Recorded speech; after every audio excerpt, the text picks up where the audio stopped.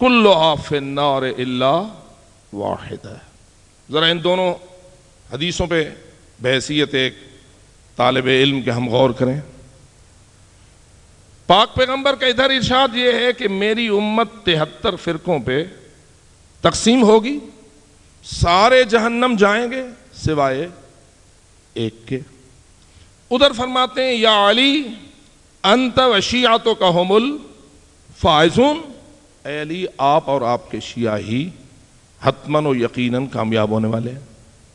ٹھیک ہے، کامیابی کی نوید تو شیعہ علی کے لیے رسول اکرم نے دے دی، لیکن اگر کوئی شخص یہ کہے کیا یہ جملہ فرما کر، یہ حدیث فرما کر رسول اکرم نے فرقہ بنانے کی داغ بیل خود ڈالی؟ اگر ہم اپنے آپ کو ایک فرقوں میں سے فرقہ سمجھیں اور ہم یہ کہیں کہ اس فرقے کا نام شیعہ رسول اکرم نے رکھا اور ہم فرقوں میں سے ایک فرقہ ہیں، تو ایک اشکال کرنے والے کو یہ بہت بڑا اشکال کرنے کا حق حاصل ہے کہ کیا رسول اکرم خود فرقہ واریت کی بنیاد رکھ رہے تھے؟ اور واضح ہے کہ اس کا الزام رسول اکرم کے لگانے کی کوئی گنجائش نہیں ہے. حقیقت ہے کہ کافر ہو جائے گا وہ شخص جو رسول اکرم کو فرقہ واریت کا بنیاد رکھنے کا الزام دے گا. پھر کیا کہنے ہیں رسول؟ یا علی انت و شیعتک هم الفائزون. تو جواب یہی ہے، فرقے کی بنیاد نہیں رکھ رہے. دراصل گویا یہ فرمانا چاہ رہے ہیں کہ اے میرے علی، میرے بعد میرے دین کو تباہ کرنے کے لیے ہزارہا قسم کی سازشیں وجود میں آئیں گی. ان سازشوں کو مٹانا، دین حق کو زندہ رکھنا اور قیامت تک اس کو حیات جاوید بخشنا، اس کی ذمہ داری تیرے کندھے پہ ہوگی، اور تو بھی کامیاب رہے گا اور وہ بھی سارے کامیاب رہیں گے جو تیرے نقش قدم پہ چلنے والے ہوں.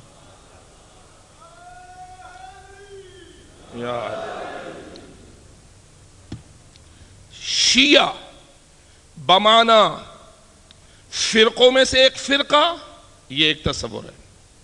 شیعہ بمانا تابعدار و اطاعت گزار حیدر کرار، یعنی شیعہ یہاں بطور علم استعمال کیا گیا ہے، یہ اپنے اس معنی میں استعمال کیا گیا ہے جو معنی شیعہ کا لغت عرب میں ہونا چاہیے. یہ علیحدہ بات ہے کہ ہاں یہ چیز ایک علم بن گئی اور ہمارا ایک نام بن گیا، لیکن ہمیں اپنے آپ کو لفظ شیعہ فقط نام کے اعتبار سے نہیں لینا چاہیے، ہمیں شیعہ اپنی حقیقت کے اعتبار سے مراد لینا چاہیے اور اپنے بارے میں یہ سوچنا چاہیے کیا واقعاً ہم شیعہ ہیں؟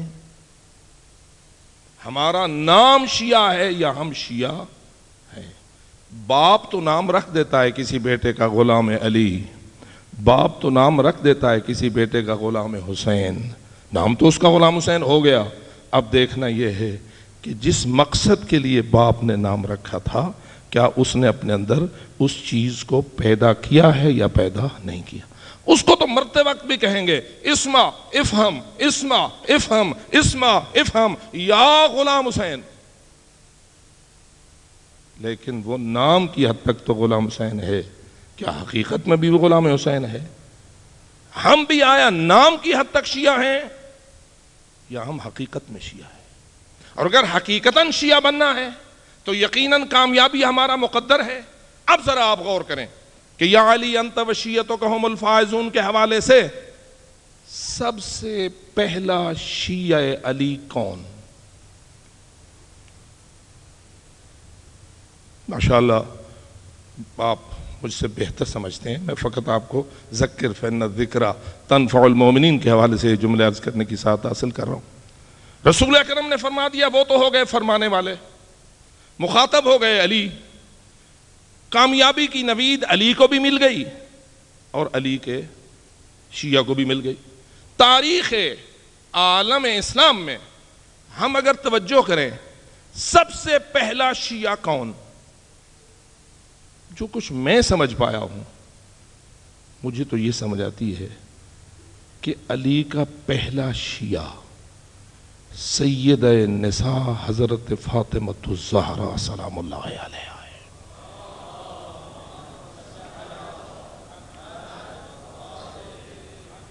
آپ اتفاق کریں نہ کریں، سوچیں سمجھیں، آپ کا اپنا ایک علمی میدان ہے، میں اپنی بات کر رہا ہوں۔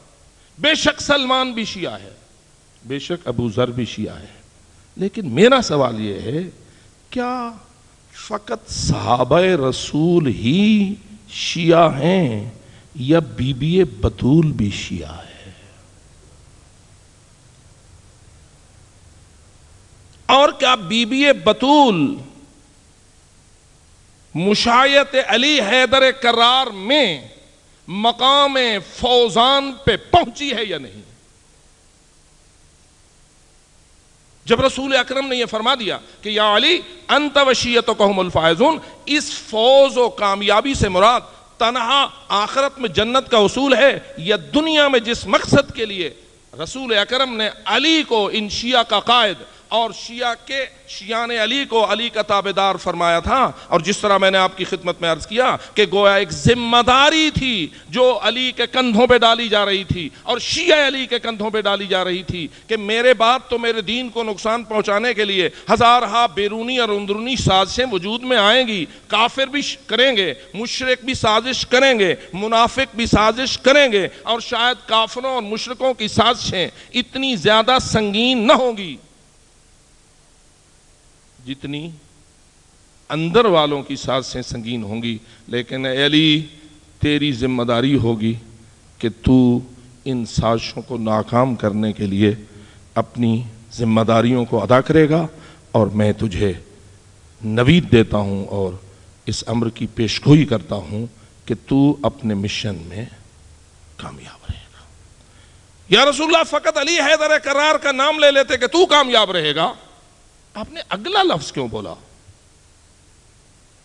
یا علی انت وشیعتک، اس کامیابی میں تیرے شیعہ بھی تیرے ساتھ ہوں گے۔ اور میں یہ سمجھتا ہوں کہ رسول اکرم کی اس گفتگو میں بڑی گہرائی ہے، بہت عمق تک رسول اکرم نے یہ بات کی ہے کہ تنہا علی اکیلے یہ ذمہ داری ادا کرنے میں کامیاب نہ ہوں گے، بلکہ علی کو شیعہ کی بھی ضرورت رہے گی اور شیعہ کو علی کی ضرورت رہے گی۔ یعنی قائد بغیر امت کے نہیں ہوتا اور امت بغیر قائد کے نہیں ہوتی۔ اب ذرا غور کر، اگر ہم سنت کی تعریف میں قول و فعل کے بعد تقریر معصوم کو بھی حصہ سنت سمجھتے ہیں، تو کیا حضرت زہرا بطول کے وہ سارے اقدامات جو بعد از وفات پیغمبر بی بی طاہرہ نے اپنی مختصر ترین زندگی میں انجام دیے ہیں، اور شاید وہ مختصر ترین دور حیات حضرت سیدہ طاہرہ سلام اللہ علیہا غالب ہے زہرا کی پوری زندگی پر؟ آپ جانتے ہیں، مجھے تفصیل میں جانے کی ضرورت نہیں ہے، 75 دن زندہ رہی یا 95 دن زندہ رہی، 18 سال کے اندر ان 75 یا 95 دن کا اثر کیا ہے؟